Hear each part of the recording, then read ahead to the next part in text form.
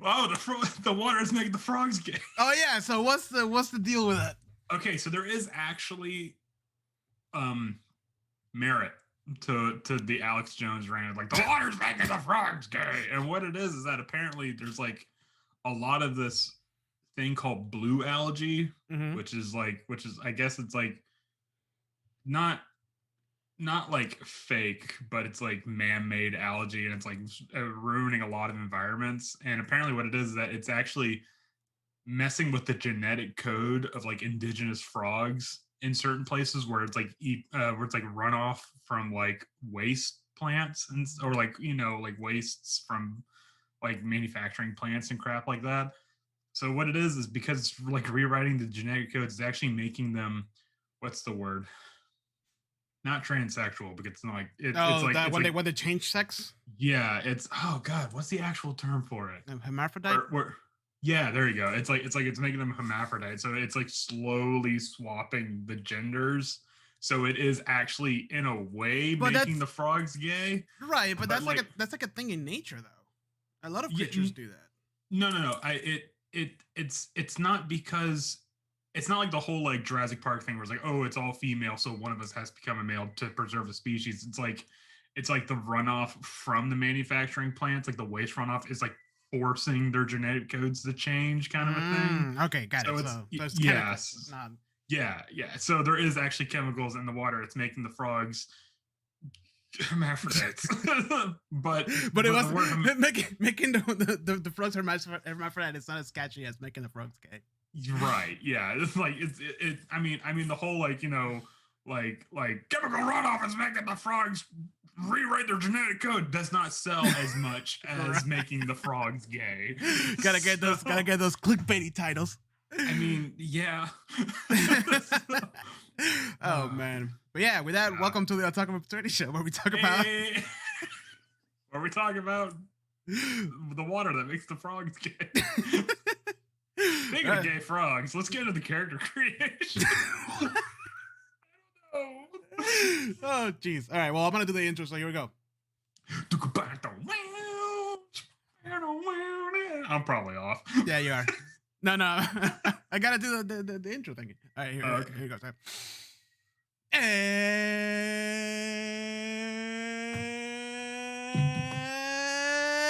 welcome to another episode of Untitled Opportunity. With me, as usual, my greatest friend and rival. Rival? Right, we have this thing, right? No? Is it just me? I guess so. Which one of us can be more sadistic to our player? It's like, okay, building full of children. Okay. No, sorry. Wait, burning, I have to underline that part. You're gonna top that next campaign. Oh, don't worry, I will. Oh, and today it will be a building full of deaf children. Orphans. Yeah. And one of them was about to get adopted, but then the parents died in front of it. Yeah. And the parent was a cop who it was like his last day before retirement, and his retirement plan was to adopt a deaf kid so he could like spend the rest of his days. But he didn't die. He didn't die quickly. He died really slowly. Yeah. Looking at his and they had a dog, and the dog has cancer. Man, things got really dark real quick. You are forcing me into this corner, man. But today we're not talking about how sadistic we are as DMs. Today we're talking about kind of. We're talking about character creation. Let's stop changing the subject. I mean, we're just all that is. That's one of us is being sadistic towards the other DM. Yeah, where it's like how much can I ruin the other DM's campaign while still staying in the guidelines? Like how badly can I push this envelope? That's like how much can I do it without my players hating me? Yeah, there's a petition right now to revive Lulu. Anyways, we'll get to that eventually.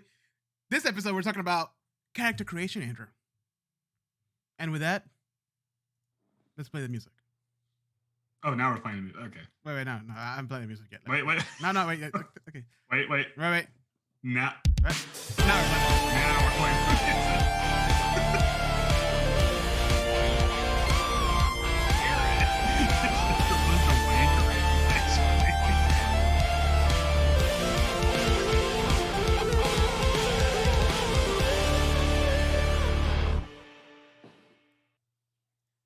was exciting. The most movement Was I've had it? in a week. I guess. We're talking about our favorite thing to do. Wow, your favorite thing to do. That kind of is, actually. Character creation. Mm-hmm. Okay, so I have a 30-page paper here talking about it, and we're going to go line by line. Okay. Okay? The first line. line. Hold on. You gave me the script. Hold on a second. I got it. Yeah, get the script ready. Oh, wait, before we do that, though. What are you drinking today, Andrew? Hold on. What does the script say? Oh, yes. I am drinking a open can. Hold on. You're not supposed to read that part.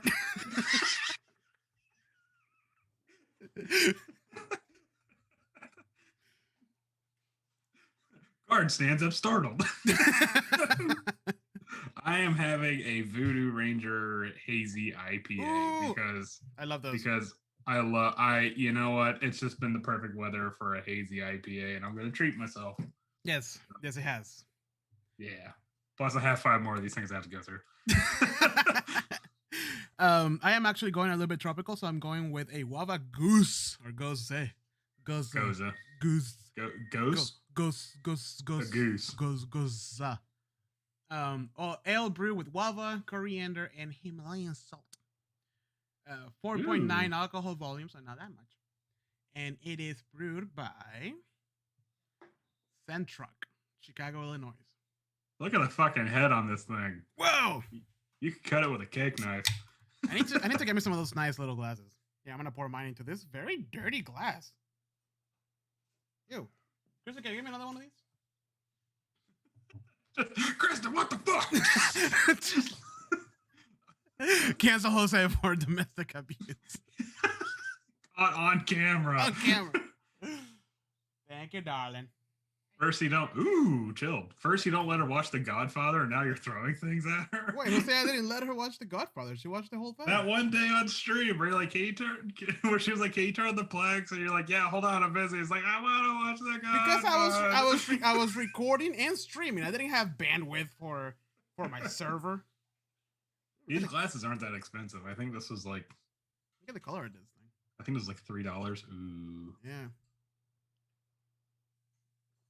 If you go to your local, that's a good one. That tastes like guava. If you go to your local Total Wine, I'm pretty sure they'll have like a set or something like that. Probably. Oh, we have yours. Hey, everybody. The ones I'm really afraid of are the ones that Cigar City has. They're made by a separate company, but they are like paper thin. Like they are super duper thin. I'm a little rough with my glasses. I'm clumsy, so like I don't want. Well, when you put them down and stuff, you know, like it needs to have some body. Mm-hmm. Anyways, so you have no idea what this episode is about, and essentially, I was very close to clapping my hands again for some reason. Stop clapping. Please clap. No, don't clap. That's a beer from Cigar City called Please Clap. It's really good. Oh, really? They only have it there. That's why they have to ask for people to clap. No, I think it was a reference to something. I think it was like a reference to like a politician that was like made an announcement and nobody clapped. And he was like, "Please clap." Okay, I want some of that beer now. It's really good. It's probably a politician from Florida, for sure. It tastes like orange cereal because it has like it's made with wheat. Ooh. But yeah, it's really. I mean, when I say orange cereal, that sounds really off-putting, but it actually tastes really. No, good. I imagine like a Fruit Loops type, a Fruit Loops type thing. Kind of, yeah. All right. So, Andrew, character creation. Let's get into this. Character creation. I have a couple of questions to ask you, and we're gonna go through this. Okay. Okay. Here's the first one. What makes a good character? Okay, so there's. You have experience. You've made before we started sending to Avernus. You had like 15 concepts, and then like 3 solid ones, and then 2 that you already made the character sheets for and everything. Okay. First of all, yeah, never mind. You're totally right. I would say you have a problem, but it's not necessarily a problem. You're not wrong. When you say I had 15 concepts, you're like, yeah. I mean, that's yeah. You kind of got me in a box here. I can't really. Okay, all right. So, what makes a good character is there's a lot of things I feel like is this going to be fun for the player? Obviously, it has to be fun for the player. That's like number one. Like, you know, with a bullet. 2, is this going to be okay with the party? Like, is this like going to mess with the dynamic, or is this going to mess with balance, or anything like that? Or is this just like not going to sit well, not going to sit well with the rest of like what the party's kind of going for? Mm-hmm. And 3, is the DM okay with this? Okay. Because like like it has to be a class that's going by the DM's rules that they set for session 0. And it has. Am I echoing? I sound really echoey. Hold on. No, I'm fine. Okay, I was making sure my audio wasn't like doing the broadcasting thing. Anyways, well, those things are like good etiquette and protocol to make it a right. character. I'm talking about like when you came up with those 15 concepts. What was like the thing that like sparked that first like, ooh, this will be a good character concept? Well, it's where does that come from? Because you know me, and for me, it's like, oh man, that Legolas guy is in Lord of the Rings is really cool. I'm gonna make him into a character, and that's as far as I go. So okay, so if we really want to break it down, let's go with the one character that I was stuck on for the longest time, and I kept coming back to it. And you're like, you're gonna end up playing him, and then I ended up not playing him, and now I regret not playing him because he's a fucking fighter. So I made a character named Sahir, and right. And what he was a mercenary. He was a lawful evil mercenary who was like, as long as you pay me, I will be on your side. The moment the gold runs out, I'm no. Like if someone else pays me to kill the rest of the party, hey, guess what? I'm sorry, man. That's what the job says. And the whole idea kind of sprung because I'm not gonna lie, I ripped off the idea because I was playing Sekiro at the time, and we got some hot takes here, guys. Oh yeah, it's steal like an artist. That's honestly like that's the whole point. And in Sekiro, like the guy is missing an arm and he has a prosthetic arm and it like does all this weird crap like that. And I was thinking, man, I really like the idea of like having like a wood clockwork kind of a arm thing. I think that worked really great in a fantasy setting. So I shot the idea to you and I'm like, hey, what if one of my characters had a prosthetic arm and all it was just like the rest of his ranged weapons because a fighter gets a martial weapon, right, and then they get a longbow and a crossbow. And I was thinking, would it be okay if the prosthetic arm was the crossbow and the longbow? And essentially what it was is that it was going to have like branches and the arm would transform into the bow.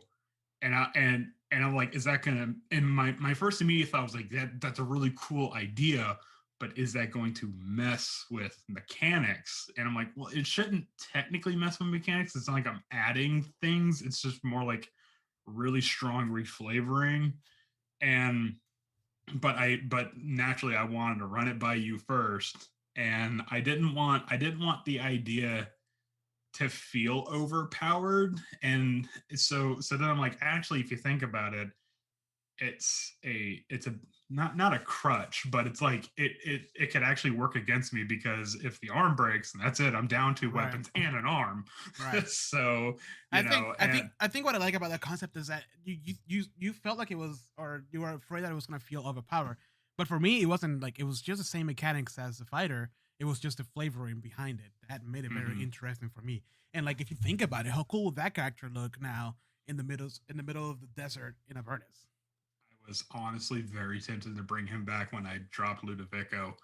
And I was like, no, we already have a fighter. I don't want there to, like, I want there to be a bit of what's the word? Variation? Like diversity. Yeah, variation, diversity, stuff like that. Like I like that's like the whole, like, I wasn't kidding when I said everyone pick your class. Don't worry, I do have a class. That's like, because like it's just like a weird thing with me. Like whenever I go to like a restaurant, I don't order the same dish. It's like Teresa's ordering or something like that. Like, so if like someone's playing wizard, I'm like, okay, wizard's off the board because that guy's playing wizard. So I'll pick like a sorcerer or something like that. I want to play spellcaster.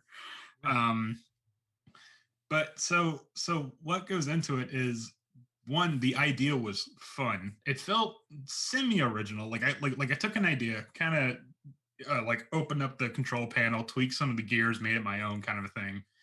And also on top of that, like it could have had a lot of payoff potentially, because I was asking you kind of nondescript questions like, hey, would this character be okay in this potential setting? and there's a lot of assumption on my part because I'm like, oh, because it says descendant avernus, I'm going to assume we're going to be in hell, which is going to have like this kind of thing, which is fair. So like look at the cover, right, exactly. Not like a secret.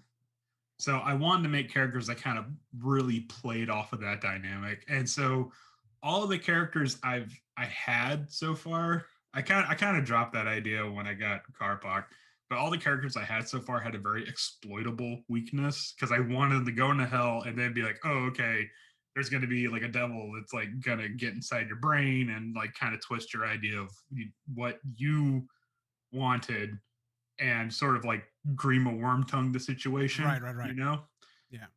So like if I had a character that like wanted to save the world, like, you know, the devil or the demon would go into his head and kind of be like, well, what is technically saving the world? Like, it could be burning it down because, you know, humans are evil kind of a deal. Right. And it's just like, oh, you're right. And then boom, next thing you know, I'm the villain. So, you know, it really, for me, it really does boil down to how well does this character work in this setting. Like, all the characters I made for Avernus, I don't see them working well in any other setting. Maybe, I mean, I'm also gonna have to tweak them a bit, but it's just like I wouldn't play the Warforged Bard idea I had and like Storm King's Thunder or something, because I don't feel like that would work well. Well, you'd be surprised what a bard can do in Storm King's Thunder.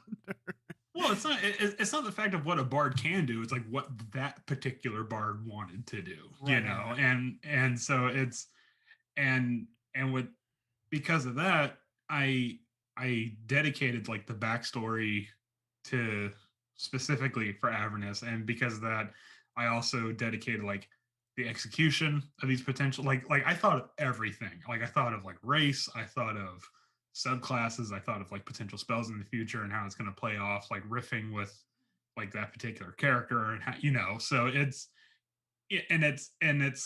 like I was even talking about like flaws and like PTSD potentially particularly for that fighter character. Like, I'm like, okay, he lost his arm in a battle, he's going to be suffering from that. So I even came up with like, what's it, like a not like a disability, but like a super huge flaw where it's like, okay, every rest I'm going to be rolling a D100. If I roll another D100 and I get a 1 on top of that, then he's going to have like a PTSD nightmare and he's not going to get the benefits of a long rest kind of a thing. It's just like, and you're like, and then you're like, okay, you need to rein it in, dude. And I'm like, no, this is fun for me. I like this. I know, but I knew it was gonna be hard to keep track of during like the long campaign, you know. Yeah. For a one-off, I think that plays perfectly because you're supposed to be done with that in like 1 or 2 games. Yeah. But you know, but yeah, I agree with you. Like, I think those are very cool concepts, and I love the fact that you like go in and like start thinking about minute things like that, because a lot of people don't. You're just like, oh, I'm just gonna be a paladin, right? And big shield and that's surface level stuff. Like, it's fun to like dig down and like, what makes the character relatable? You know, like, do you want to be flaws. Right? Do you want to be a Mary Sue that just everything's perfect and you do everything fine and you're really good at all the things and you don't have any flaws, no negatives on your ability checks or your abilities? Or do you want somebody who's like, oh man, I'm really afraid of snakes? You know, like Vesemir. Yeah, you know?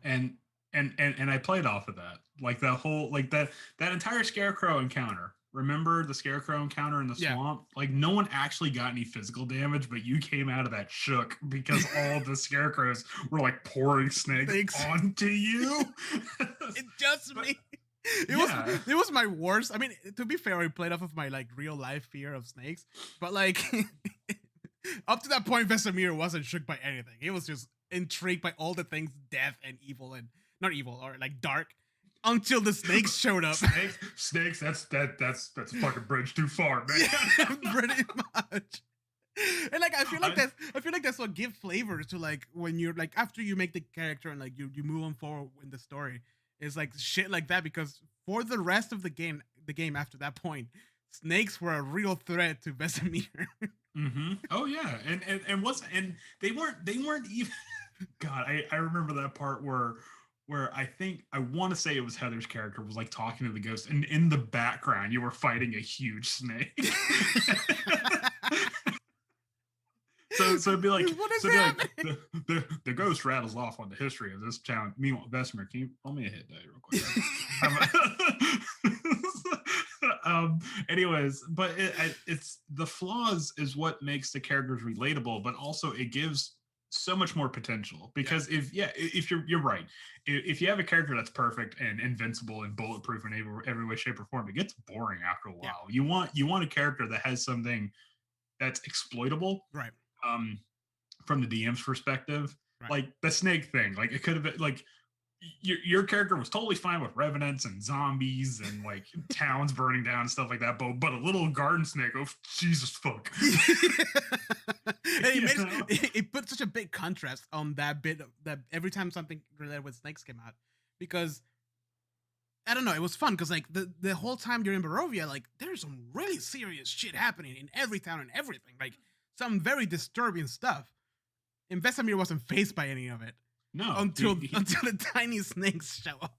And Vesemir had like a very like sort of, not, I wouldn't say distant, but it was like kind of like a disconnect, like a weird curiosity where like, you were more curious about things than you were like off put by it. Right. But the moment snakes got introduced, it got far too real for you, and you were just like, okay, you know what? We need to get out of this hellhole.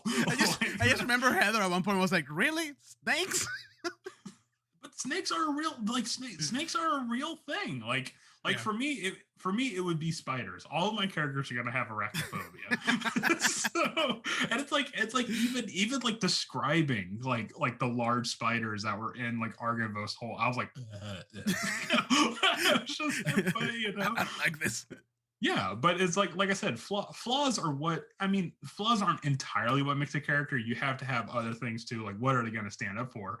But flaws is what makes a character relatable, right? You know, right. And it's like one of the big flaws. Like one of my characters was going to have the fighter was that every time he takes a long rest, he takes off his arm and starts tinkering with it. So that way. And the whole idea was that if we get like caught or not caught, but like if there's like a surprise or an encounter, like a surprise encounter, he's not going to have most of his weapons, right. And he was going to be an arcane archer. He wasn't going to have the best of his weapons, right? Because every time he takes off, he kind of tinkers with it and like keeps it up, upkeeps it and stuff. One of our viewers has a question for us. Cairo Knox, he says he's or she or he they. They're new both to the stream as of recent and to the channel. And then he asked, or she, or they, what was the most hype character either of you have created for any settings? Oh man, that's actually the most hype character. What? Ooh, that's a good question. For you, I mean, for you, it's a hard choice. But like for me, because I barely play, so like. Really, for me, it was Vesemir and how ridiculous he was. so kind of to give you an idea of like how this character developed. Originally, he was a blood hunter. Oh, yeah, blood hunter, goody two shoes, who was very intrigued by death, and like so, anytime there was something, this isn't Barovia, by the way. Anything there was something related to death, he just wanted to like investigate it and like touch it and find out what it was. So this led to a lot of different issues because. Most of the party will always be like, "Oh, should we touch that tomb?" And Vesemir was just like, "Oh, whoa! Look at the inscriptions in this stuff." And it started out reasonably enough. Like you wouldn't be like, "Whoa, touch everything!" Like you would be like lifting stuff with a pencil and taking notes and stuff like that. And then as it progressed, and then at one point in the setting in the game, he got through things that happened without spoiling too much. He got a character flaws, and one of them was he is not afraid of death, and he wants knowledge above anything. Yeah, no, he wasn't afraid of death. He would seek power at any given chance, and something like life has no value. Right. And then its alignment went from neutral good, to chaotic good to chaotic evil because he was an alignment shift. And after that, I gave the whole party PTSD and like the Warforged. Oh no, she wasn't a Warforged. No, she was a the warlock there. At the end, well, she developed a cigarette addiction. That's how much anxiety I gave everybody. And it became a situation where everyone's like, oh geez, what is this? Is this like a potential trap? Like I don't want to touch it. Investors like buttons already pushed, and like it's just like let's see what happens. To the point that at one point in Strahd's castle, I went ahead because the had it was a wand of secrets. And I was like, oh, what does the wand of secret tells me in this hallway? And it's like, oh, there's nothing. Okay, well, fine, I'll walk. Turns out that the range of the wand of secret ended right where the trap was. Yeah. So I fell into a trap which led me down into like the catacombs. It was a cell where you were up to your neck of water. Right. I'm just there. And I'm like, oh, okay, well, it's fine. They'll save me.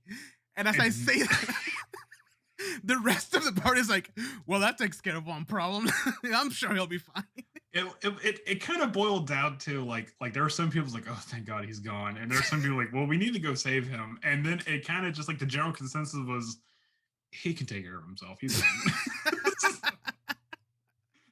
he was a complete mess. It was great. It was a really fun character. And then the thing with the snakes. And everyone just kind of went about their business. Just like it just so happened that they stumble upon where I was. Like, oh, here he is. Damn it. Yeah. And then everyone was like, okay, don't step on that particular tile. They just went about their day. Right. But for me, the fun thing about that character was the fact that like he started very like noble-hearted and like, oh, this is really cool. I want to save people, all this stuff. And by the end, he was just like a completely different character. He just wanted power. He didn't care about dying. And like this, of course, led to a lot of shenanigans. Oh, there was a great story development for you. There was a lot of bickering in the party about your particular character. Like there are some people like, okay, first of all, stop triggering every trap. Not in a bad way. It's not like they were they wanted to kick me out or anything. No. It wasn't like after the game there were people messaging me like, hey, can we tell who it is? Like, no, it was all like in-game stuff. Yeah, like, we were all cool with each other. And for me, it was just I never play characters like that. Like I don't get to play too often, but I never got to play characters like that.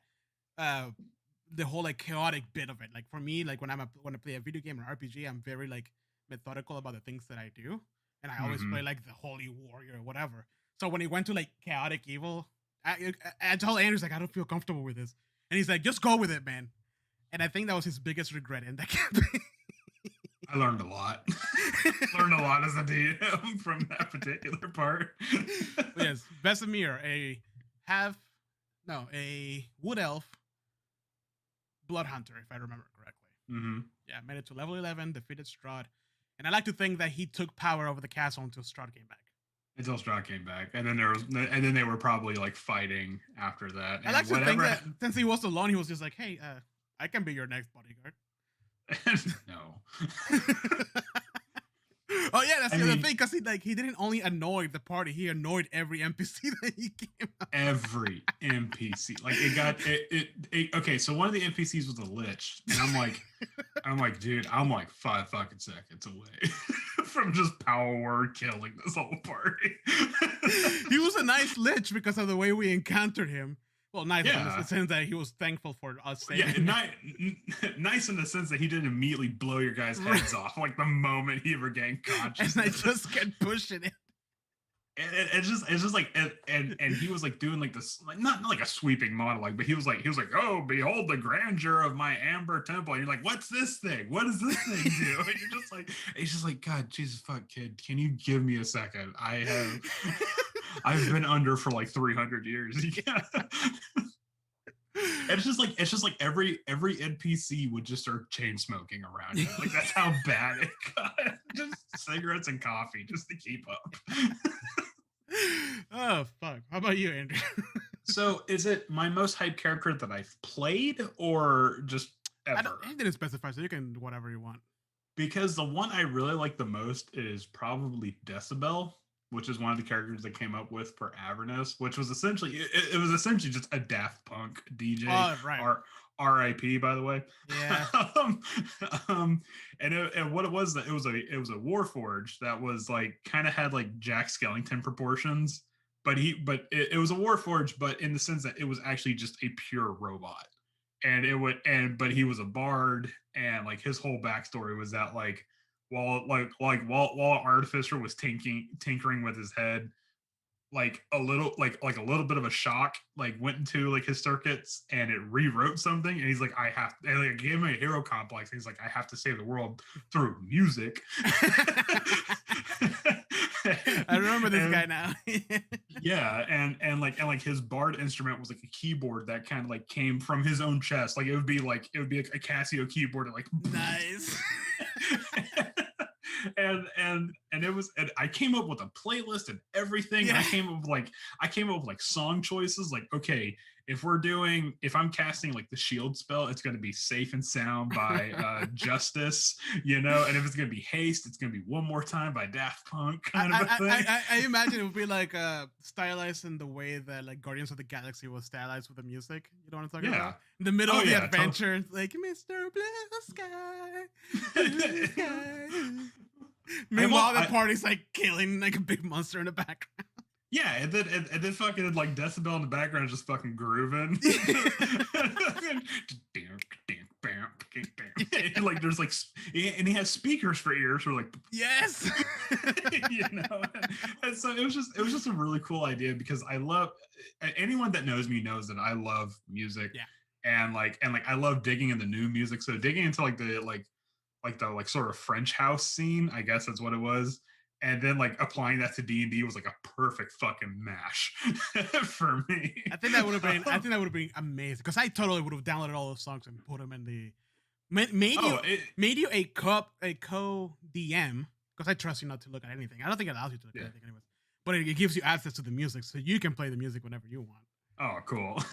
So, yeah, no, I mean, that's probably the only character I'm like, I'm keeping this one for other campaigns. Because it's such a cool concept. That'd be pretty awesome, though. But yeah, I hope that answered your question, Cairo Knox. How about you? Do you have anything interesting that you want to share with us? But as you can see, we are a mess when it comes to making characters and playing them. It's almost every day. I'm throwing either a concept or a joke concept at Jose. I think my strongest joke concept so far was like, I want to make a fighter. He's just a normal guy, champion fighter, human, mid-30s. And the only reason why he's avenging is so he could pay off his child support. That was a recent one, yeah. Yeah, and it's like he's divorced, and his backstory just says, I've lost my family. So people think that they're dead, but then like the wife shows up for child support, and he's like, hold on, I gotta take care of this real quick. And so he has to like separate all the loot that the party just went through. Like a percentage for the wife. Yeah, like how much do you think I can get off for the potion of giant kind? And he's always broke, and his back always hurts, no matter how strong he is. His back always hurts, and he never gets enough sleep. Yeah. And as soon as anybody started monologuing, he just falls asleep right away. the dad nap. And it's just like, I just like to have fun. I'm sorry. Like, you know, how dare you? I mean, I've made some serious characters. I made some like pretty dark characters. Like you even told me one time, you're like, okay, this character's too dark. I can't. I'm sorry. And I'm like, which one was that? That wasn't the Warlock. Which one? There was one that you made. No, I think it was a Warlock. Dude, there was one I remember, because I usually don't tell you no. I'm like, yeah, that sounds fucking amazing. But like, there was one time that like, bro, this is like really, really dark. Okay, so what happened? So what happened was I had just got off playing the game Blasphemous, which if anyone that's played the game Blasphemous knows, there's a lot of like Catholic guilt involved in that game. And I was like, dude, I want to make a warlock that's like whose patron is kind of based off of like the miracle concept on Blasphemous, which is, anyone that doesn't know, the miracle is like, you will suffer, and that's the miracle. Like kind of a thing, like you will suffer in either natural or supernatural ways, and you'll be thankful for that. I'm like, that's gonna be my warlock. He's gonna be like, oh, he's gonna be worshiping this horrible thing that causes like pain and dismay to people, and you're like, dude, I'm cutting you off. I'm like, come on. Also at that Let time me you have were. my fun. I also at that time you were shooting me like a new concept every other day. Actually, no, Yeah, like that every day. that was during the Avernus frenzy when Yeah. I had like I mean, give me a class and I probably had a character Yeah. for it. I think the party did appreciate that eventually though. But anyways, let's move on to the second question out of 100. Okay. Well, not really a question, but so the next point I want to talk about is like how do you create a good party dynamic? And is dynamic like do you want like a good party dynamic or a bad party dynamic? I mean, Which one plays in which way? Like what is like the way I to mean, go about that? I would say the only quote unquote bad party dynamic is one that's like boring and monotonous. Like if everyone plays the exact same class the exact same way, then that's a bad party dynamic. But I don't think that's possible Right. unless you somehow manage to get a bad table of like unimaginative people. A good party dynamic is just everyone brings something different to the table. You know, in terms of like combat, role play, exploration, stuff like that. And it doesn't even have to be like, okay, one person is the healer, one person is damage, what do they one call it? person is The the Holy Trinity, the healer, yeah, tank, DPS. Yeah. yeah. No, it doesn't. 5e. If I have to give credit for 5e for one thing, is that they've done a really good job of breaking away from the whole idea that okay, you need a cleric, Right. you need a fighter, you need a wizard, and then everybody else is just kind of like what's the word, like icing on the cake, you know. And it's really like to me a good party is where everybody has a moment in the spotlight and everybody comes away from the whole campaign feeling satisfied. Yeah. They're like, yes, my character contributed in some way, shape, or form. And and I think I would actually encourage odd choices in terms of like quote unquote party balance, because that way it causes not causes but it makes the players and the DM kind of think a little outside the box. So if it's something that's like this is a very combat heavy campaign, like what happens when a bunch of what happens if the party all decides to be druids? Ugh, you know, Right. but there are you know at the end of the day D&D is not a video game. Like there's not a binary solution to these problems. So I think a good quote unquote party dynamic is one that it's just at the end of the day it's fun and satisfactory. Yeah. No, I agree 100%. And then, like you said, like the good thing about 5e is that it doesn't have to be the Holy Trinity. Like legit, like right now we don't have well, kind of. We have a paladin now, so we have a sort of like a healer, but we don't have like the cleric. Right, but you know yeah, I mean? a paladin doesn't have the same juice as like a cleric would. Right. You know, or like a bard would have. And that's fine. That leads to 3 TPKs in the first session or whatever, or the 1st chapter of the book. You know, which if you play well, it's memorable because everybody remembers dying a lot. Yeah, everybody's gonna. If anything, it just kind of nails the point home. Like, wow, we really are in hell. We keep getting our asses handed to us. Like, there are bigger things out there than us. You know, so that's totally fine. You know, the one fun party dynamic that I think that you brought up at one point was the wizards, and each wizard is a different school of magic. Yeah, that I wanna run that or play in that, whatever. But I want to be part of that because like that sounds so fucking intriguing. I would imagine Candlekeep Mysteries would be the perfect thing for that. Where every like I'm the conjuration wizard and I'm the divination wizard, and then the DM's fucking sweating behind the screen because it's cool. It's cool. They can do that if they want. If you get high enough level wizards, they'll be like, look at me, I'm the DM now. Right. However, though, in the early in the game, you one slap and they're gone. Mm-hmm. Oh yeah, that's the only takeaway from a wizard. But I think what makes a really, really excellent party dynamic is where you have that moment where something happens and there's either one or more member of the party just goes like, yes, now it's my time, and Yeah. then they jump into the fray, Yes. or whatever. Yeah, that's what dictates. So like the moment that like everybody's failing their charisma checks and they step in to like save the day with the right question. Yeah, one guy's right like, all right, hold on, let me. Yeah. Don't worry. I've trained my whole life. Yeah, exactly. And it's and a good party dynamic is one where like I said before, everybody kind of gets a piece of the pie. Yeah. Where it's not just one person, it's like kind of solving the problem, where it's like everybody's like, okay, like we need someone to open this door. Okay, well let my 20 strength person flip open the door. But then it could be really funny when like the 25 strength person fails to roll miserably, and the gnome with a good sleight of hand dexterity check with thieves tools just opens it no problem. Yeah, exactly. So so you have the stone door, but nobody has a strength check or a strength score of over 10. So then what do? Oh, okay, well, I'm gonna polymorph into a rat and try to squeeze in between. Okay, creative solutions. Yeah, exactly. I mean that works. Yeah. So the book didn't say a rat couldn't fit under the door. Yep. So why not? Exactly. What So here's the next point though. So we just talk about a couple. Actually, kind of talked about it, touched it a couple times. But what effect does your character have on the campaign or story? I would say the most important effect your character should have is that it adds something without taking away something. Like I want my character to be able to, if not add a little bit of I guess like stability and background to the world, at least add a little bit of content. Right. Without having that, not the same content, but a different sort of content taken away.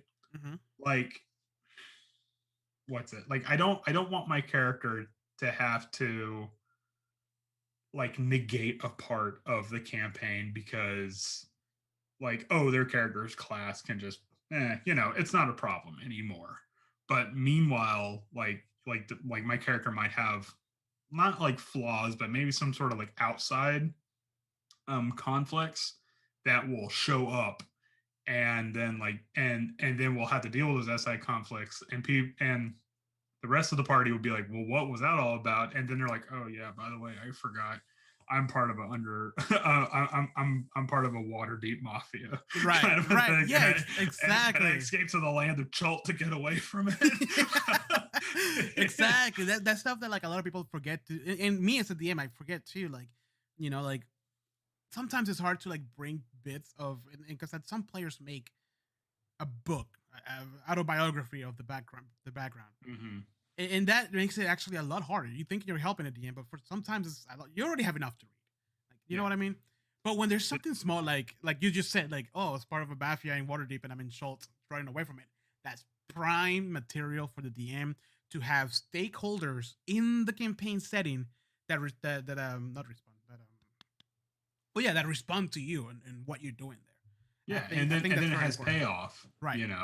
It's a risk, but there's also a bit of a payoff. And I think you touched on a pretty good point there. But like when it comes to backstory, you want to be, it's weird. Like you want to be flavorful, but also vague at the same time. Yeah. Like you want there to be enough wiggle room where it's like, okay, my character has this going for them, but it's in such a way that the DM can decipher it however they see fit. So it's like the whole like, oh, I left a secret behind at the city, and that's the whole reason why I came to this land to go on an adventure. And then the DM's like the one that gets to decide like what's the secret. So that way it's to the point that it even surprises the player that came up with the backstory. Right. Which is what brings me, which I think I didn't, man. I think I did a bad job at explaining, or not explaining, but at fleshing out this bit. But you know how Oren had a bookstore in Baldur's Gate?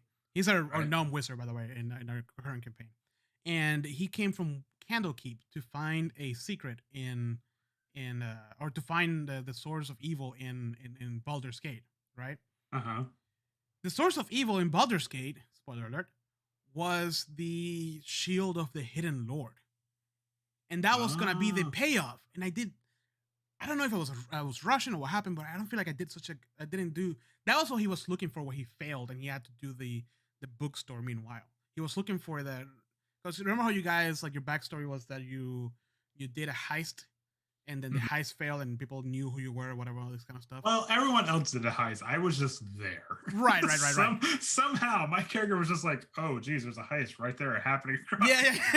but the thing is that Oren originally was doing the heist because he thought that what he was going to find was the source of all evil, and failed, whatever, his bookstore, all this stuff, whatever.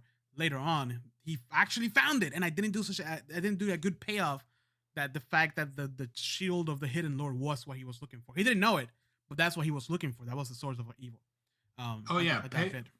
Payoff is hard. Like that was one of the few things I really regretted about Curse of Strahd, was that the fact that the setting, because it's cut off from the rest of the world, like it didn't really matter what your backstory was, because it wasn't going to pay off. Like there was like the whole idea, like what's it, like Vesemir's character came from like a family of monster hunters, and like I'm thinking of Quintess. He was well balanced. yeah, sure. You're never playing that class again.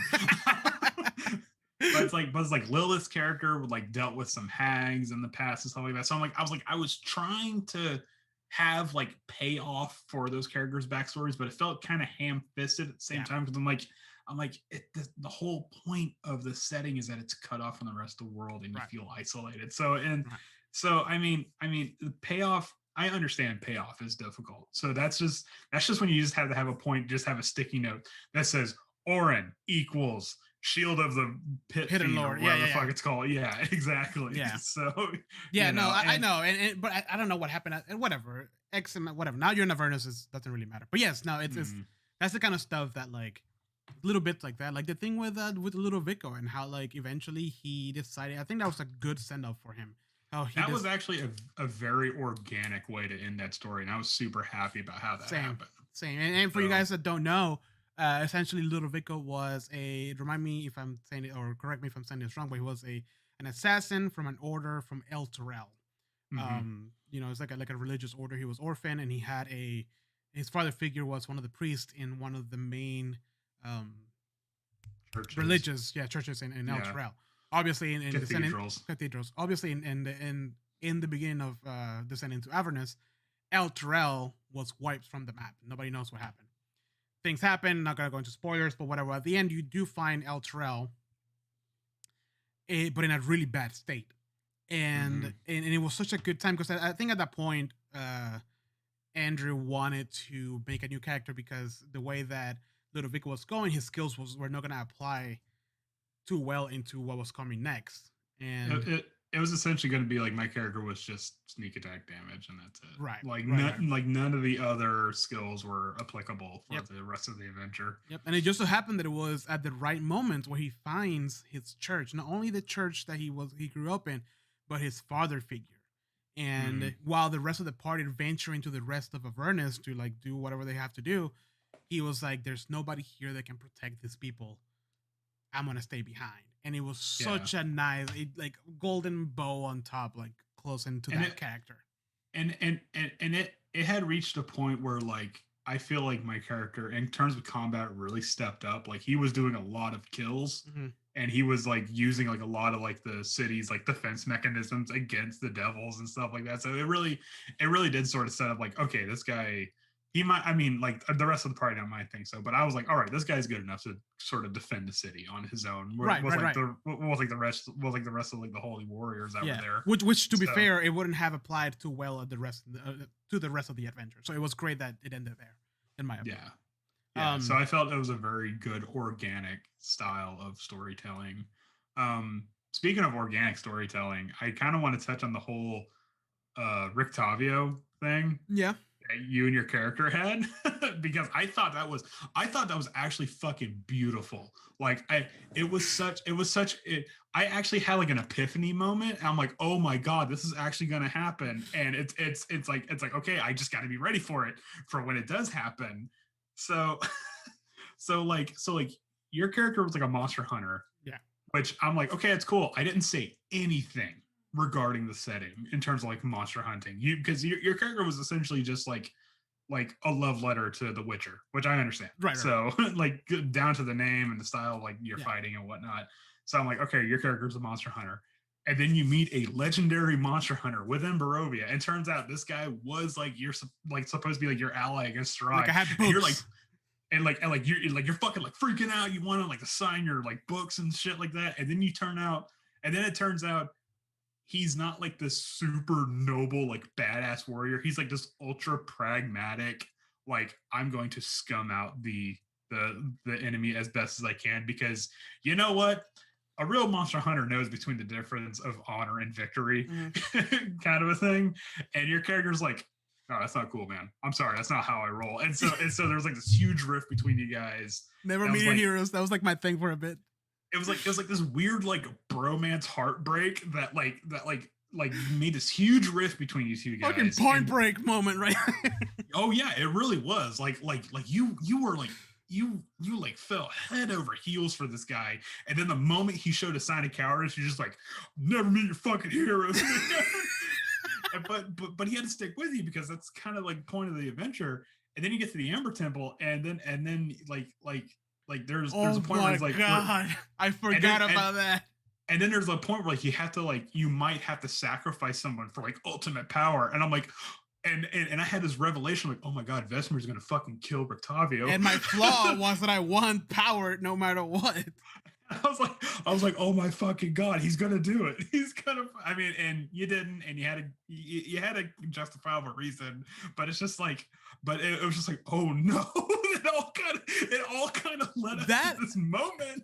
That moment was so intense. I never felt so much intensity in a game of D&D, and everybody was like waiting to see what was gonna happen. Like my mind was going at 1,000 miles per hour, dude. Like I was I was seeing the Matrix, every possible freaking like path that I could take. You should have just went with it, man. That would have been so awesome if you did. Oh, at that moment, I don't know. I wouldn't. I played it out well though, because eventually, like, I kind of reconciliated with. Right, but it's just. I mean, it was just, and when I had that thought, I was like, oh no, this all started at the vineyard, because it was the moment at the vineyard where Rictavio runs away from a fight, right, to get to higher ground. You're like, wait a minute, and like you start to realize that this guy is not the superhero that he thought he was. I'm like, oh no, every slight, every dig that these guys had each other, it all led to this moment. Like this was some serious like pre-season 7 Game of Thrones shit like happening. Oh, it was so good. It was that was such a great moment in gaming. Oh, it was beautiful. It was. I mean, and so wait, what was the original question? No, we pretty much answered. Just what kind of like impact does your character should have in the campaign or the story? You know, something like that. Like I think because your characters are part of the story. Like I know a lot of the settings are like, oh, there's the ordning of giants has been messed up and you guys kind of have to set it straight, blah blah blah. But I mean, this is your character story. Your motives and flaws and characteristics should have I would say a pretty sizable impact, to the point that like every character kind of gets an arc. Yeah, you know, so it's hard to achieve, but you know it's there. Yeah, it's a lot of work, but a good portion of that has to be with like the DM can only work with what they got. Right. You know, and that might be like, okay, this character's backstory is either A, not enough for me to work with, or B, it doesn't really mesh well with the with the campaign setting kind of a thing. So it is what it is. So we talked about a lot of things, a lot of theoretical stuff. So let's move on to the next bit. How do we put it all together, Andrew? How do we grab all these amazing ideas, stories, concepts, and put it down into paper? And I know that there's a billion videos out there on how to do this, but like now we gotta do our own. Well, it all has to start with. I mean, you have an interesting concept for a character, right? But then you have to think, okay, well, how am I going to get? Well, okay, so it's like, is this going to be a joke concept or is this going to be a real concept? And if it's a real concept, you're like, okay, so then I need this character to have a bit of longevity. It needs to have, mechanically, this needs to work. Right. So how do I get this mechanically to work? Well, it all comes down to race, and then after race, it comes to class, and then class comes to subclasses. 9 times out of 10, if you have a concept for a character, class is usually the first thing that comes to mind, Yeah. and everything else. Well, for me, when I have a concept for a character, class is first thing comes to mind, then everything else kind of comes to support it. So it's like, all right, I have a concept for a warlock. Okay, well, warlocks are charisma based, so I need a good justification for either being a wood elf or a tiefling. Well, a tiefling would work better for this backstory, so that I can just kind of, again, open that control panel up, tweak some things, close it. All right, and then send it on its way. And then it's like, okay, now to really drive this concept home, what subclass should I be? Like, will this one work better than the other? And like, but I want to, and then that gets to the point where it's like, okay, do you want to have fun with the concept or do you want to have fun with the character? Right. And it's like, which one comes first? Because if you want to have fun with the character, then you might have to like pick the better subclass or class that you would think, and then kind of make way for the story afterwards. But if you want to have fun with the concept, then you need to fit the class and subclass that fits that narrative. Right. Or you get what I'm saying. Yeah. So far you find you usually start with the class because that's going to dictate a lot of things, and then you go to race, pick something that complements it, right. And then after that you start looking into the subclasses for whatever it is that you're playing, which makes sense. One of the most important things about making a character is rolling your stats. Let's talk about this, Andrew. Which way do you prefer to roll your stat, or to acquire your stats? See, we have roll 4, drop the lowest. Roll 4d6s, drop the lowest. Mm-hmm. We have the point buy system, and then we have the standard array. I don't like the point buy system. There's just something about it that just is wrong. It doesn't feel right? For me, yeah. It always feels weird, but some people love it. It feels weird, and it feels underwhelming. Right. It feels like your strongest stat's always going to be like kind of. Yeah. The standard. If we are going to go to the standard array, I'm okay with the Wizard of the Coast standard array. I like the Any Dice standard array better. You guys seem to really click with that one for the ones that we yeah. Because I mean, it gives it. I think the Any Dice standard array clicks better because the strongest. I need to stop clicking that pen. Because I'm gonna be editing and say, "What the fuck is that click?" Yeah, I know. Because the Wizard of the Coast standard array, the strongest number is a 15. Which, like, to me, I'm like, even if I have a +2 to that, I'm only going to get a +1 extra on that ability. Right. Whereas the Any Dice standard array, the strongest score is a 16. Yep. So if you get so your strongest like stat boost will give you an extra +2 to that, which it just, for me, it sits better. Yeah, and they do explain how they did the math behind it, and apparently it's more accurate than what the one that Wizards of the Coast has. That's standard from any. And guys. I don't think the Wizards of the Coast like had bad math. I think they're like, okay, let's take this and kind of shave it down a bit. That way, there's growth for these characters at level 1, because having a character at level 1 with like a 20 in their like best stat already feels kind of busted. Yeah. Which leads me which happened. Which leads me to, like, I like it, but I didn't like it at the same time. It's like a weird gray area for me. But for Avernus, I got you guys to roll your stats and it paid off beautifully. Like it did. But like my rule was, because we were doing it all, first of all, we were gonna do them all at the same time on Roll20 on session 0. And it was gonna be one at a time. So it doesn't get messy, it doesn't get weird. That was like very important to me. And the rule was you roll 4 sets, which was very generous if you ask me. Mm-hmm. 4 sets, and you pick whichever one of those sets you like best. I thought it was 3 sets. Oh, I'm sorry, 3 sets, and you pick. Yeah. 3 sets, and you pick the best one out of those 3 sets. 2 out of the 5 players rolled almost maxed out after their game. They set up their stats and everything. Yeah, after racial bonuses and everything, like there were some, like, none of us had anything below 14. Yeah, like, it was crazy. It was busted. Yeah, which is I mean, even with that, they fucking died a lot of times. Anyway, Yeah. So I mean, it kind of worked out. Yeah. But the one I love is freaking Howard because he rolled not necessarily the best ones. And he just took it and he was like, this is my character and I'm going with it. Which in my opinion, is better than having like no negatives or no low modifiers. You know what I mean? Just having something that he's bad at and just roll with that. Well, I think that's why I like the standard array so much, because I mean, like rolling for stats is a literal roll of the dice. Like you might get really strong stats, but then you also might get really crap stats. And depending on how strict your DM is, like, well, that's what you get.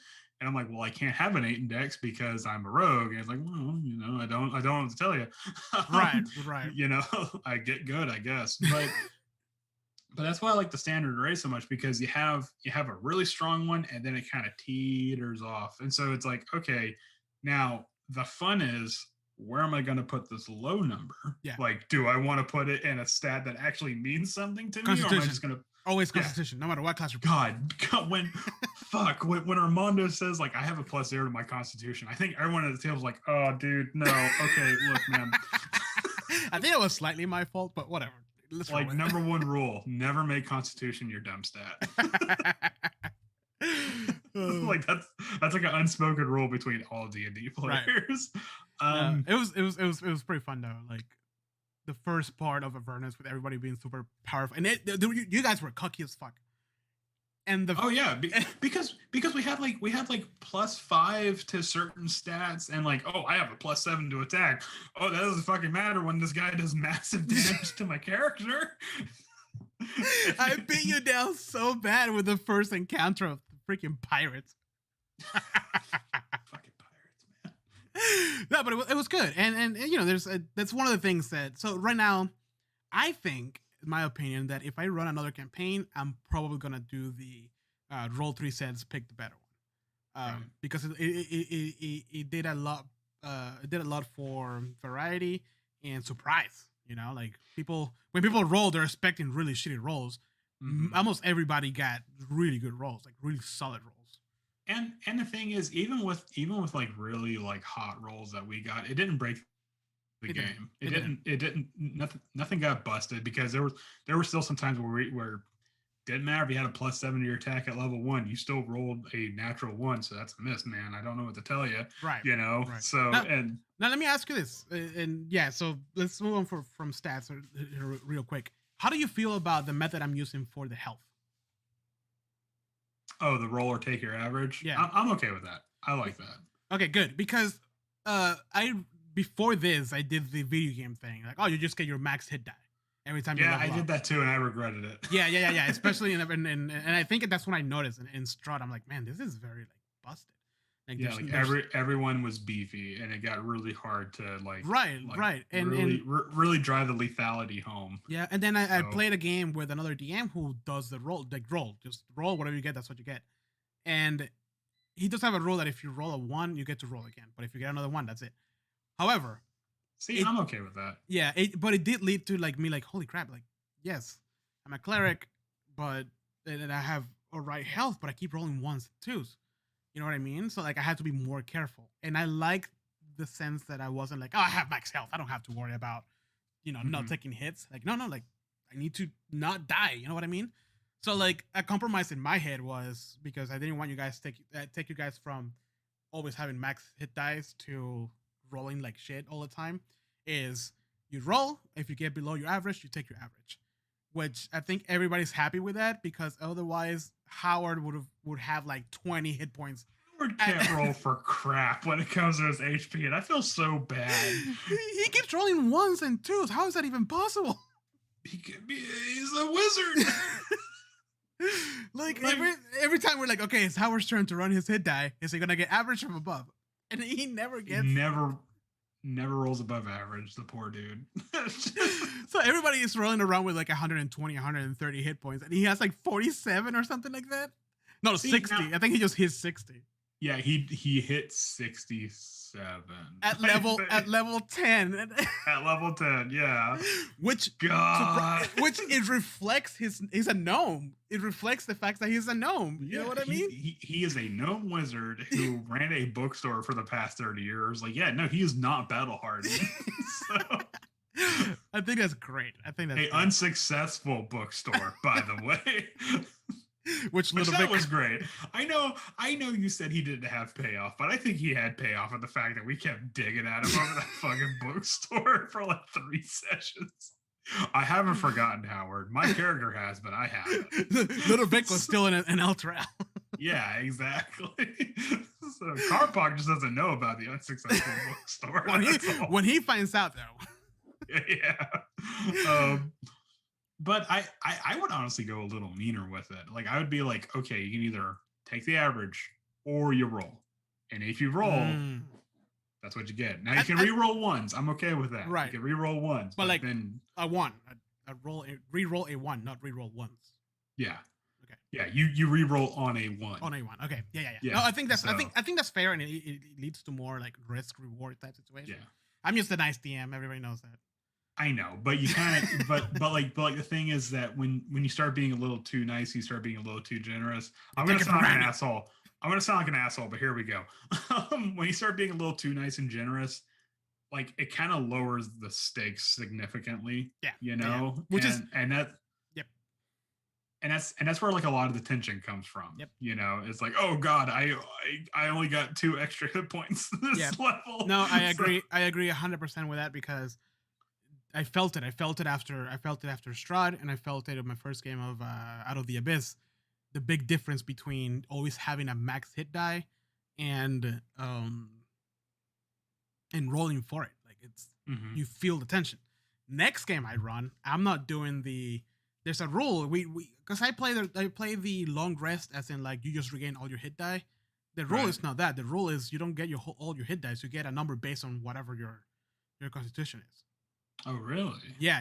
It's so if look into that, because that's the way Robert does it. And I can't remember the exact rule, but it's not. You don't regain all your hit dice. Boom, and you get a certain amount of hit die on your long rest. Ah, that might actually be handy for that. Yeah. There you go. I gave you one for free. So that's without going into step by step. You have your concept. You think of the class, then of the race, then of the subclass, and then you roll. We talked about a couple of different ways to roll for your for your stats and all that stuff. You put it all together on paper or on Roll20 or on D&D Beyond. They're all great resources. Most or of them. Character Mancer. The Character Mancer is great. Yeah. And you have your character ready. But now let's talk about something that's very important to me, I think, for everybody. Okay. Once it's all put together, what makes you a good player versus like a great player? Oh, I was like versus a bad player. Metagaming. That's what makes you a bad player. Let's go the spectrum. You have bad player, good player, and excellent player. Great player. Exceptional player. Exceptional. A++. Great player. Beautiful player. Best player. But I have the best players. We don't. He said it. I didn't say it. Why are we? They're gonna if one of them like decides not to play D&D with us, we're fucked. I mean, if they're like, I don't want to play at this table anymore, I'm like, okay, that's fair. I understand 100%. I have no one to blame but myself. Okay, so what makes a good player is someone that is cooperative with the story. Someone that doesn't like that's someone that's not like, well, that's what my character would do. Oh my god, you know. Yeah. Someone that doesn't threaten to burn down the shop because the shopkeeper doesn't want to give them a 50% discount. Unless it is part of the story, like best. Hold on. We're getting there. Shut up. It's someone that I wouldn't say contributes, but doesn't get in the way of the narrative, kind of a thing, and someone that someone that recognizes that the other players need their turn in the spotlight too. Someone doesn't hog the limelight. literally any of those things, if they go against that, that makes them the bad player.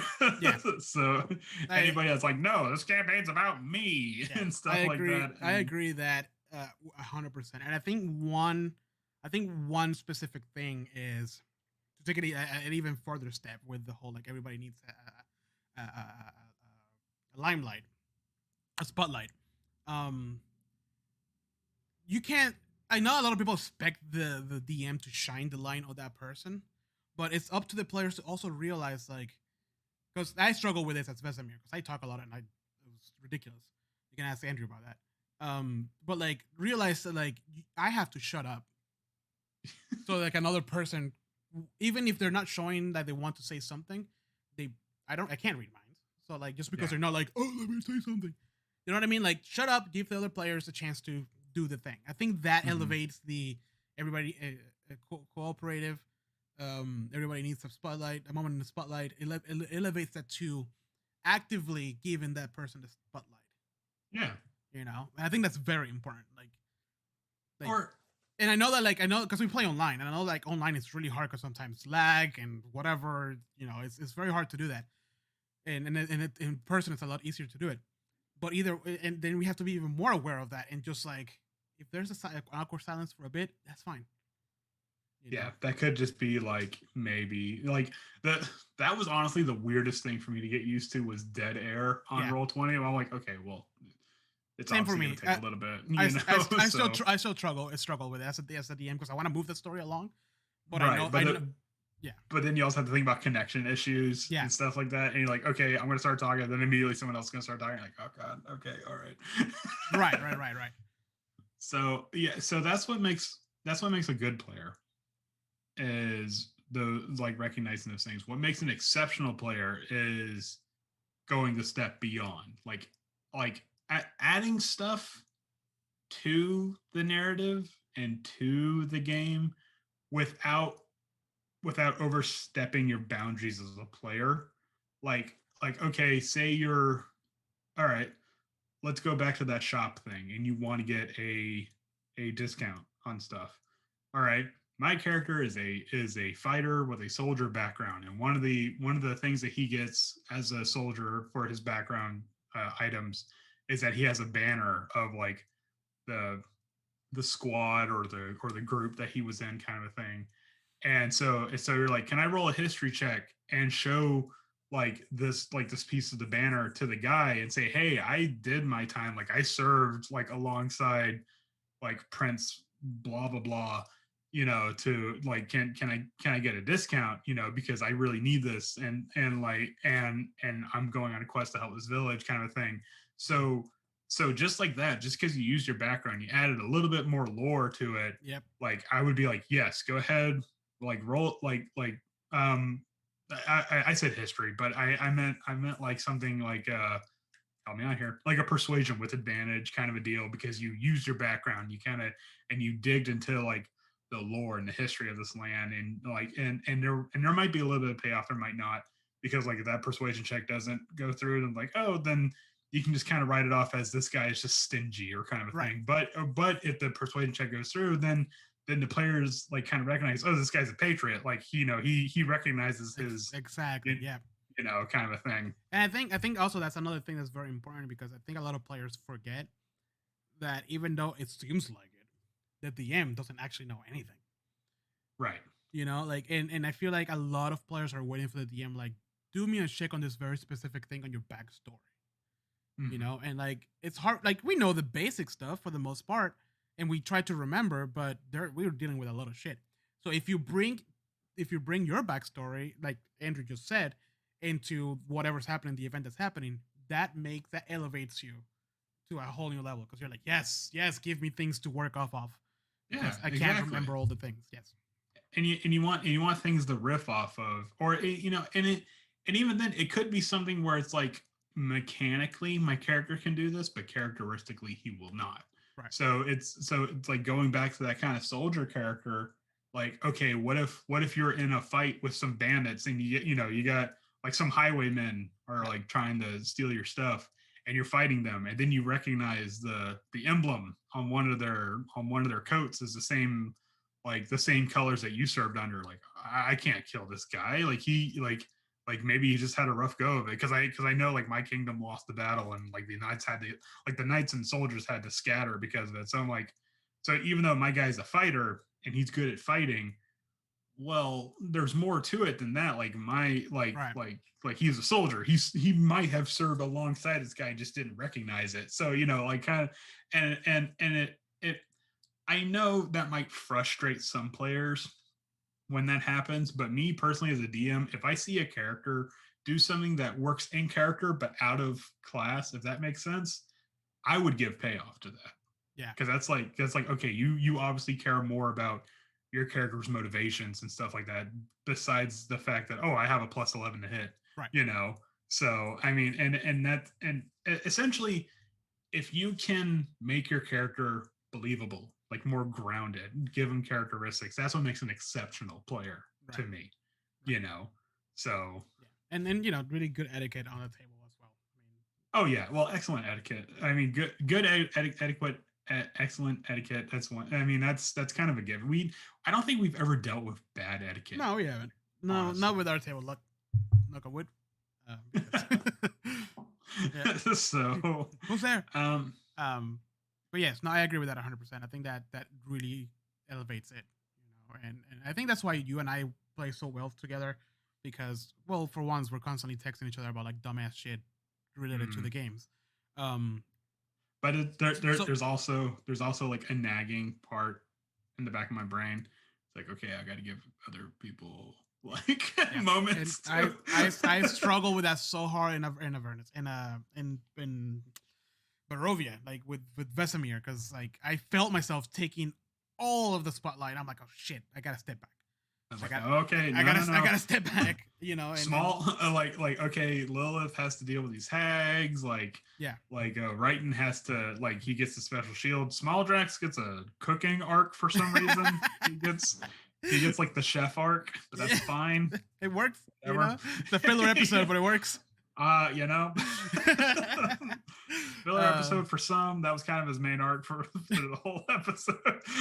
So, but yeah, that I think no, you're right. I think that's what makes a player great and good player is be aware of like what your character. Take the whole. Don't say that's what my character would do. Do what your character would do. You know what I mean? If you have to go back on, that's what my character would do. Like, okay, you need to stop and take a look at yourself. Right. Exactly. Because it's like, is that what your character would do, or is that just what you want to do because you're being a prick? Right. Yeah. Yeah. Exactly. But yeah, so that's pretty much what we have here for player characters. I think there's a lot involving what's it called? The player characters into the story. Like, there's a little perspective from the DM to you guys, the players.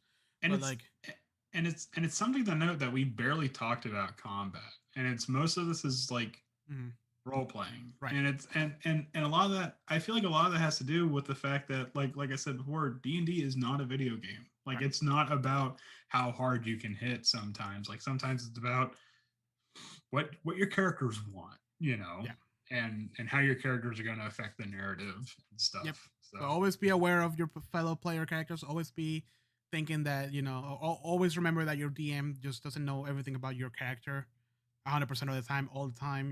It's okay. It's okay to bring it up a bit. That's not to say that like if I get the backstories, I immediately put them in the shredder. But it's like I Wait, don't. You don't? No. I don't have. I get them online, but I print them out and then shred them. Yeah, then I shred them and then I post it online just to just to really nail that point home. Yeah. But it really is like okay, I'll get the backstories a bit. Okay, I'm gonna try to put this in here for this character. It might not happen, but I'm gonna try. Yeah. So yeah, exactly. So know that we are trying. Yeah, we're trying really hard. Trust me. Yeah. But yeah. So do you have any news, Andrew? Because I have a couple. Have you heard of the new Unearthed Arcana that just came out? I have not actually. Wow. There is a new Unearthed Arcana that I want to say came out this week. And it's all Feywild races. Now, here's the problem I have with that. What? It seems lazy. Like, in what way? Okay, so there's 4. I'm trying to think. Yeah, there's 4 races. There is a fairy, a fey hobgoblin, or hobgoblin of the Feywild. That's what it is. It's not hobgoblin. It's hobgoblin of the Feywild. Ooh. Then there's an owl, and then there's a rabbit, like owl folk, rabbit folk, kind of a thing. That's kind of cute. It is, but the only problem is that's like the fairy gets flying speed equal to its walking speed. Oh, so like there's no stat boosts kind of a thing. Like the hobgoblin gets I forget, which is a bad sign for that. But then it's like, oh, what does the owl folk get? Like, do they get a +1 to wisdom or something like that? Nope, they get a flying speed equal to their walking speed. Really? Not like like a cool vision stat, or like the wisdom one makes more sense. They get dark vision, but that's about it. But I'm like, dark vision? No, these are owls. They should be getting like proper night vision. Like you know, because dark vision is not night vision. Dark vision is black and white. Right. Whereas like you should get like proper actual night vision, and you should be able to like get a proficiency in like something, like get a proficiency in like nature checks or like hunting or like, you know, stuff like that. Yeah. And then the weirdest thing to me is like rabbit folk don't get a plus to their walking speed. What? Exactly. I was expecting like a 45 on that beat. Or at least a 40, you know? Like I kind of like the Spexy. Yeah, it's like, and it didn't make sense to me. Like there was no stat boosts.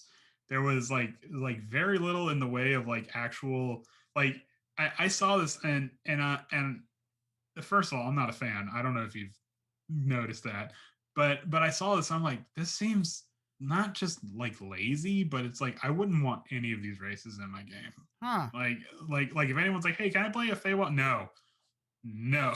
Bad. I'm not dealing with flying speed again.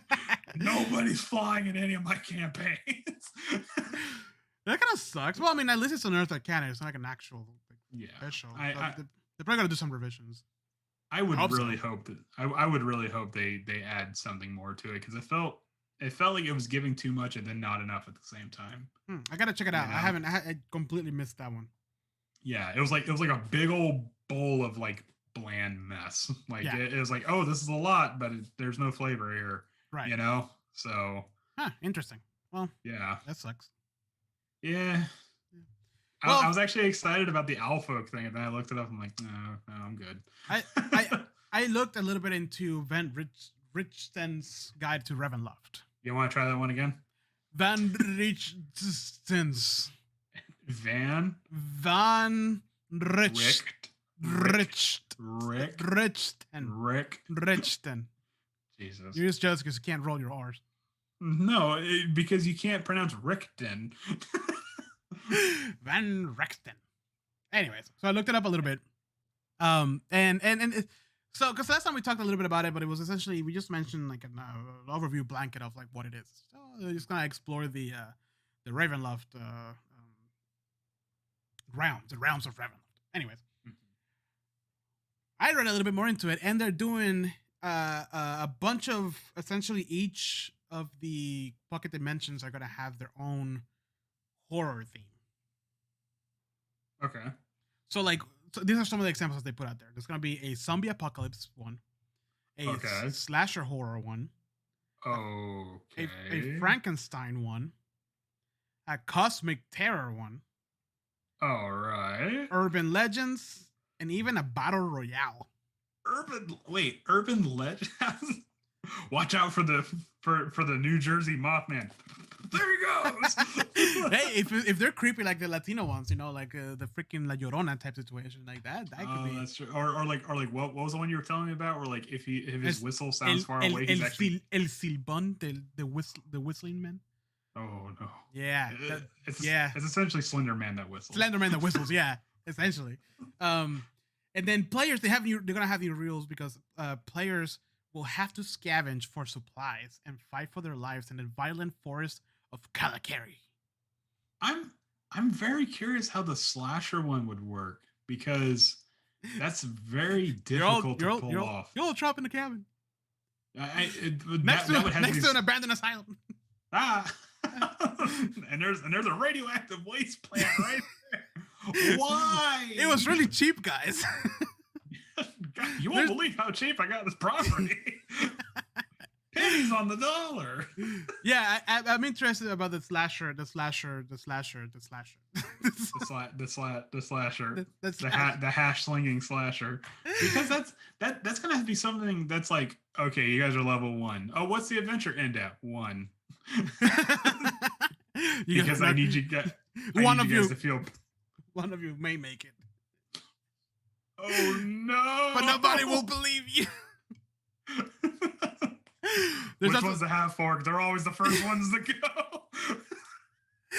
There's also 30 new. There's gonna be 30 new domains. Ooh. Each with a unique kind of horror, like the examples that I just gave, and a unique supervillain. Okay. So each one of them is gonna have their own like straw, essentially. Now I'm wondering, is this going to be like each domain's going to get its own page, or is it just going to be like a little blurb? Because if it's just like a little blurb, I'm hoping it's going to be it is 30. Like what? Like if it's 2 per page, that's 60, or 2 pages per domain, that's 60. Yeah, no, I think they can get their own chunk.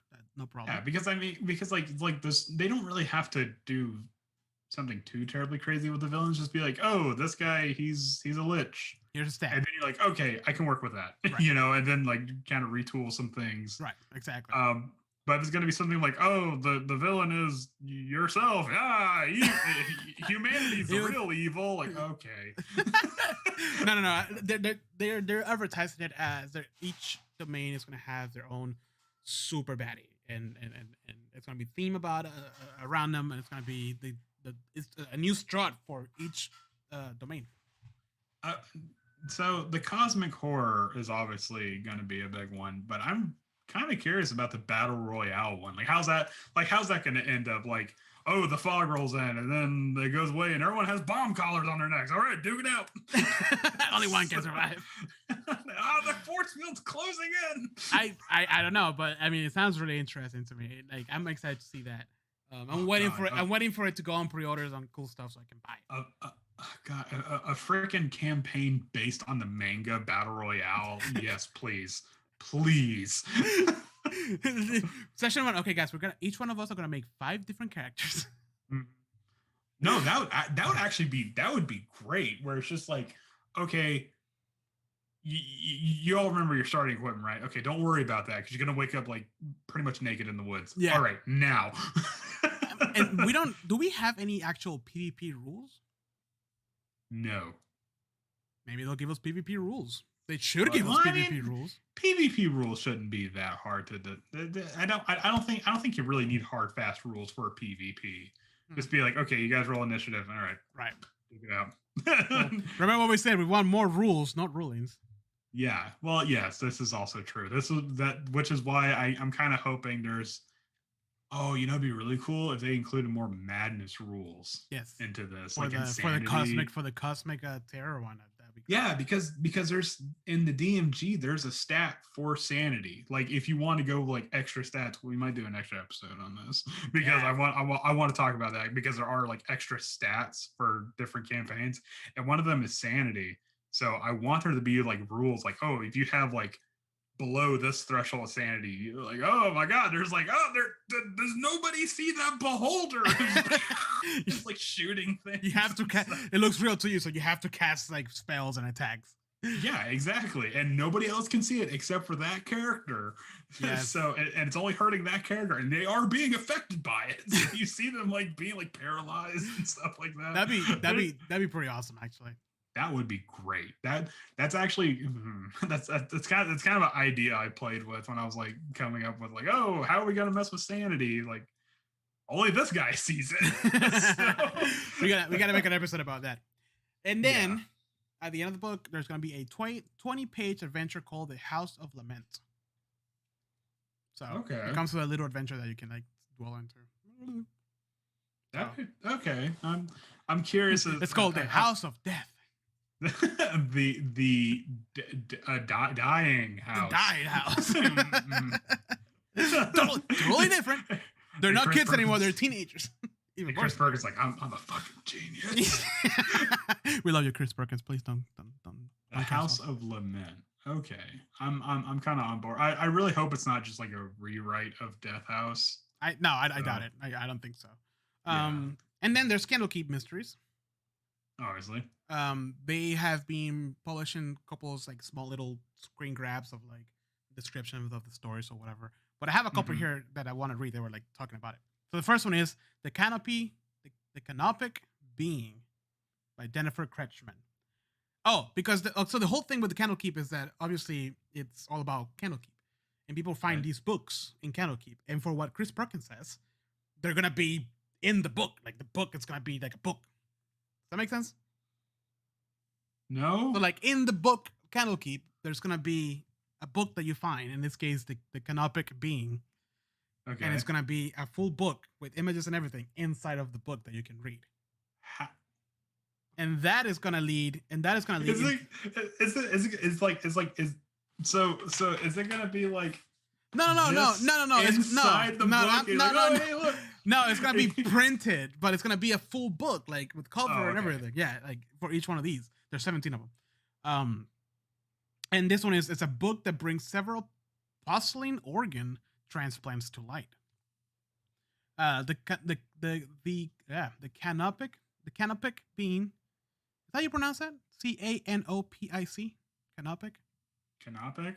That sounds about right. Yeah. The Canopic Being takes players to Tashluta, the capital city of Tashalar.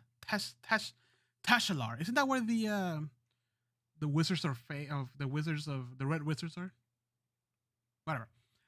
Built into the side of a flooded caldera, the tale incorporate a demi-plane into the mix. The environments also incorporate ramps and magical elevators, offering a reference through which any DM can make accessibility a focus. I play with prophecy in mind. Kretschmer teases of the story. Yeah, so there's gonna be a demi-plane in there. Another one is called Sikran's Sephirian Tome by Tamur Redman. Those are the guys who made this, the adventure. A genie trapped in a book offers a wish spell to an adventurer who finds a way to release him. I have a soft spot for genies, Tamur Redman said during a press preview of Candlekeep Mysteries. His story involves a genie, with D or G, that's being trapped inside of a book and its former master, Sikran, and it offers players a wish if they go through the trouble of freeing it within the game. A wish is the mightiest spell. Yeah, okay, whatever. By the end, the players may even have the option to befriend the genie and making it a party companion. That's not going to happen. Not with our party. our party is just be like, all right, here's your wish. Just go away. Okay, bye. It's over. The other one is Candlekeep with a K. Decans with a K. Candlekeep, but the first K is a K and the second K is a C. So Candlekeep. No, so it's okay. It's Candlekeep Decans Truckian by Amy Vorpal. The Candlekeep Capers or the cake. Oh no, the Jesus Christ! A stolen books leads adventurers to a tower in Candlekeep that is more than what it seems. In this adventure, players uncover some kind of mystery that leads to a potential threat to the library itself. Vorpal promises. That's the lady that wrote the adventure. She created a novel construct called the Skitter Widget. It's a Skitter Widget, a mechanical construct about the size of a dog that skitters around. Specifics remain scant, but Candlekeep the construction, all with K's, sound like it may be one of the wackier tales in the collection. The Candlekeep construction? Deconstruction, all with K's. Oh, okay. Yeah. I was like, real? Okay, I was joking about a KKK joke, but they just went ahead and did it. Well, those are like just 3. I'm not gonna be reading, but like I keep post. If you guys are interested, I post them on our page. But just go to the Dungeons and Dragons Facebook and you'll see it. So this seems a bit more slower paced. Yeah. Which I'm for. I want like when it says mystery, I want there to be like an actual mystery. Like the whole idea, like, oh, you go into a tower and it's not exactly what you expect. Okay, don't tell your players jack shit about anything. Just be like, okay, you guys have to go into this tower. By the way, Joe's life asks how's it going. It's going well, Joe. Thank you for asking. I've been better. I've been better. I don't know how I feel right now. But yeah, no, I agree with that. And the cool thing is that it all takes place in Candlekeep. and they're gonna do like a full map with full descriptions and everything for Candlekeep itself. Which we were there, but I had to find we went there in Avernus, but I had to find like a random map somebody made, and even then, like. I don't really know that much about Candlekeep, but I would imagine it probably has like a near infinite library. Yeah. It's like, essentially, remember Game of Thrones, the Citadel? Yeah. Big that's what it is. That's essentially what it is. Like it's a library that a normal person could probably get lost in. Right. Yeah. And your favorite domain is library. Yeah. Eventually it'll be part of its own plane of existence. You have to avoid the librarian. It's like that scene from Monsters Inc. University where they're like trying to sneak. Shut the fuck up. And then it's a terrifying librarian. Shut the fuck up. The librarian's gonna hear us. Oh, Jesus. But yeah, that's what I have for news. Something popped on my Facebook. It was like a link somebody posted. It's a Bluetooth dice set that you roll, and it sends the information to your online D&D game. I have a lot of questions. Why would you have a Bluetooth? Remember how you asked me in the beginning of Avernus if you could use the dice set that I gifted you for Avernus, the Avernus theme one, and I was like, no, we have to roll them online. Yeah, and I was okay with that because I'm not pedantic. Well, this one, you have a die that you can roll in real life, and it sends the information.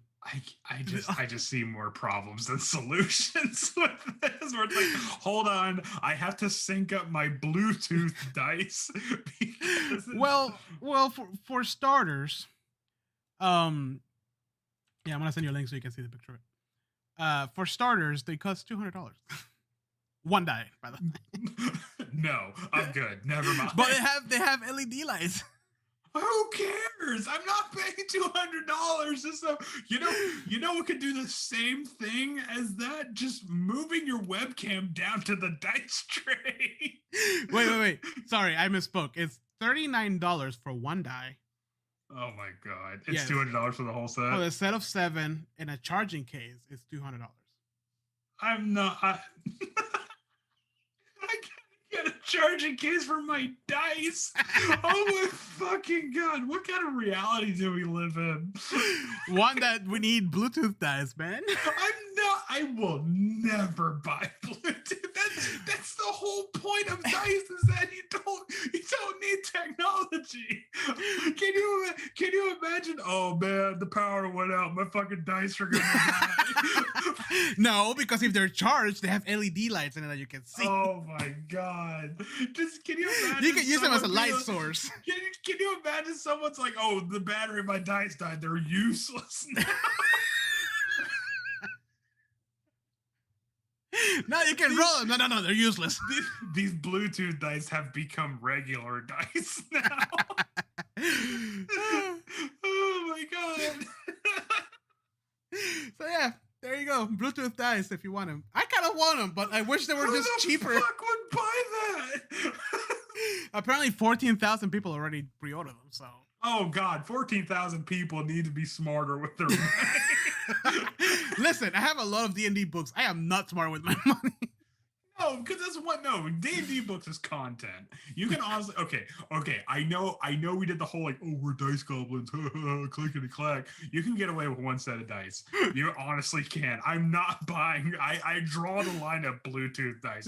I might draw the line at Mammoth Tusk dice, but there's a hard line at Bluetooth dice. Mammoth Tusk is good. Yeah, Mammoth Tusk is They've been dead for a long time. Bluetooth dice, however. Listen, I don't have an issue. I just wish they were a little bit cheaper because $200. Well, also, I'm sorry, but there's a lot of mechanical things inside of it. Like eventually they're gonna break, and they're gonna be weighted dice. You know? Yeah, exactly. I mean, because the whole point of a dice is that you throw it. So you throw it, and you're like, oh, I got to be real gentle with it. I don't want to throw off. It's like a small little click. Yeah. Then you didn't roll them. Yeah, you just offset it. That's not rolling. I'm sorry. I just it's What? it's gimmicky. Why are you hating so much? It's a Kickstarter. It's like Hold up. It's a Kickstarter.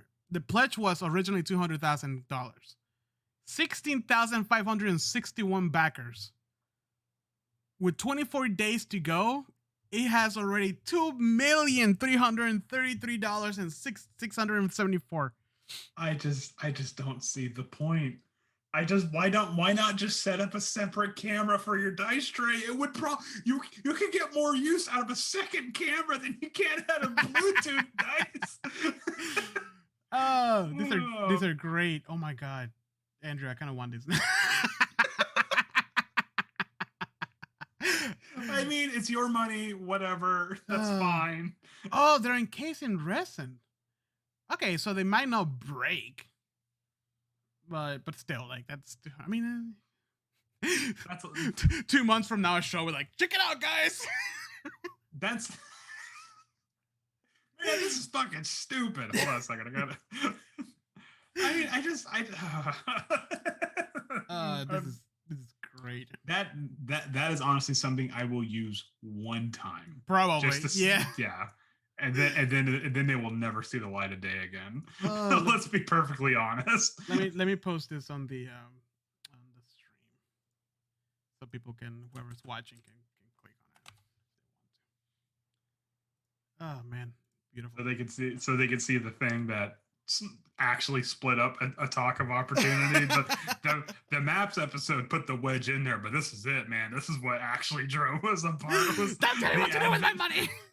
Bluetooth. I will tell you what to do with your money because it's fucking stupid.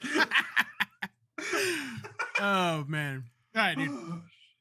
So we went over news, we went over character creation, what makes a good player, what makes a good player character, and all this stuff. I feel like we did a good job. I think at the end of the day, what makes a good character, or a good player and good player character, is role playing. Yeah. Which is a muscle that a lot of people don't want to flex, or it just feels weird to use it. Yeah. And it's like, don't worry, it gets easier with time. Yeah. You know? So that's always the biggest hurdle, is role playing, because nobody's well, most people aren't thespians, but it's like, don't worry, man. You'll get the hang of it, just baby steps. Right. Everybody who's in a D&D game kind of like expect that anyway. So like, it's not like it's out of the. If you were role playing your D&D character in the middle of like a Texas to Brazil or something, then that's weird. Yeah, Don't play. Don't do in character stuff out of game. That's and also the type of role playing, because like, oh yeah, I was in a group one time where they were all like, oh, good sir, dost thou? Okay, shut up. Wait, we're not supposed to do that? Shit. No, all of my guys speak plain English. I don't care how ancient the. In fact, the older the civilization is, the more like lethargic and normal the English becomes. Like, oh, here's a 14,000-year-old lich, and the guy's like, hey, what's up? How you doing? He just like throws away a burnt end of a cigarette that he just got finished smoking. I'm trying to play the outro music without fucking it up. So I can't hear it, so you're doing a great job. No, I already fucked it up like 3 times. Hold on. There you go. The outro music's happening right now. It rewinds back and forth. Shit. Fuck, I got it wrong. Hit it like 4 times, so it just plays like. That's actually what just happened. Oh, is it? Yeah. Did it restart 4 times, or did it layer itself? No, I just kept, because I'm trying to get the right spot to where to start it, and I clicked it like 4 times. And I like how you're playing it presumably right now. So as we're talking, the music is getting louder and louder. I start yelling towards the. Jose, you're right here, man. You don't have to yell. No, you don't understand. You can't hear it, but I can. Oh, Jesus. All right, well, thanks everybody who joined us throughout our stream today. I hope you got some good information and a good laugh at least. Please keep on gaming, stay safe, stay indoors unless you're vaccinated. And even then, still wear a mask. You never know. It honestly just as easy as washing your hands and wearing a mask. Yeah, exactly. I actually found out it's that easy. But with that, I'll see you guys in 2 weeks here on the podcast. But if you want to see us sooner than that, next week we're going to be going back to Avernus every Wednesday, almost every Wednesday, unless something happens.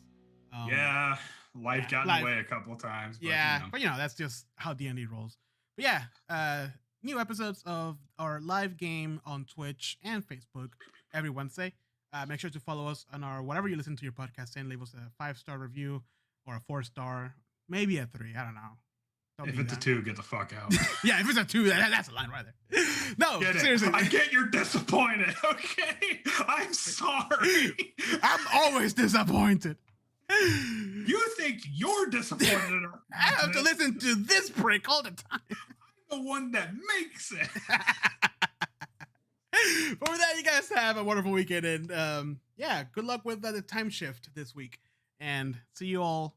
Did you hear it's going to be the last time. one? Wait, what? Really?